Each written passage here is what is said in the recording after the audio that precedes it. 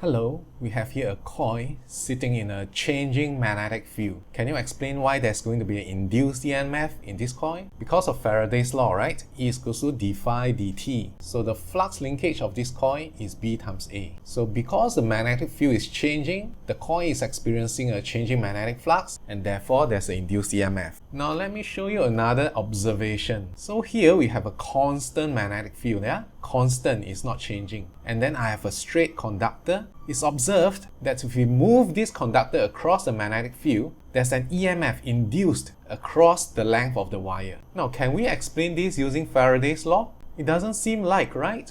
Because we have a constant magnetic flux density here. So that means nothing is changing, right? And what's more, we are talking about a straight wire here, not a coil. If there's a coil, there's an area, so we can talk about the flux. But when you have just one wire, there's no area. So how can we even apply Faraday's law to such a situation? Faraday says can. We just have to be a bit more imaginative. As the wire is moved across the magnetic field, doesn't it sweep out an area? Yeah, this rectangular area here. So Faraday says we should consider the flux captured by this area that's swept up by the conductor. Okay, let's go along with him. If that's the case, then if the conductor has a length of L, and let's say it swept up this distance x, so the flux captured by this area can be written as BLX. Lx is just the area of that rectangle. Since B and L are constants, we can pull them out. So we have dx dt here. So who is dx dt? Isn't it just the velocity at which this wire is moving across the magnetic field? So the induced EMF is equal to BLV. So of course, people conducted experiments and the results confirmed that the EMF induced across two ends of a wire with length L moving at velocity V in a constant magnetic field of B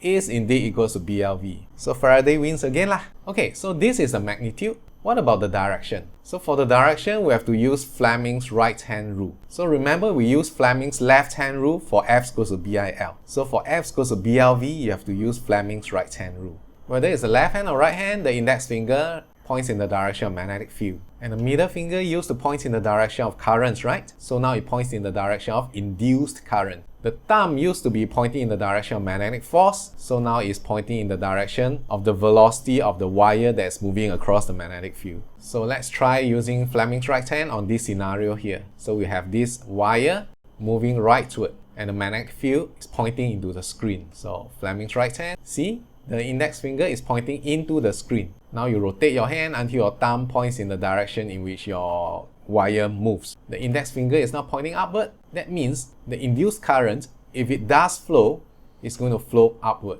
But of course, this is an open circuit, so no current will flow. To have the current flowing, you must first connect up the circuit. So if you connect up the circuit, the current will be flowing like this in the circuit, which makes this end the positive terminal and this end the negative terminal. We're treating this wire like a battery, you see. So a battery always pushes out current from its positive terminal and receives currents from the negative terminal, right?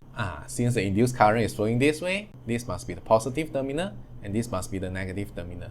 Why not you try this one? Magnetic field is downward and we have this wire that's coming out of the screen, coming towards you. Pause the video if you need more time. If not, I'm going to review the answer now. So, your right hand, yeah? Not your left hand, your right hand. First, I will point the index finger down in the direction of magnetic field. The conductor is coming out of the screen towards us, so make sure the thumb point towards you. So the middle finger is pointing rightward. So the induced current, if it flows, will be flowing rightward, which makes this the positive terminal and this the negative terminal. Remember, this rod is the battery. What the battery does inside the battery is to push the currents from the negative terminal to the positive terminal. Get it? Alright, try another one here. Magnetic field is rightward. This wire is going into the screen. Pause the video if you need more time. I'm going to review the answer now. So right hand, yeah? So index finger pointing rightward in the direction of the magnetic field. The wire is going into the screen, so your thumb should be going into the screen. Middle finger is down. That means the induced current, if it does flow, will be flowing this way. Meaning if you connect a wire like this, the current will be flowing like that in the circuit. So this is a positive terminal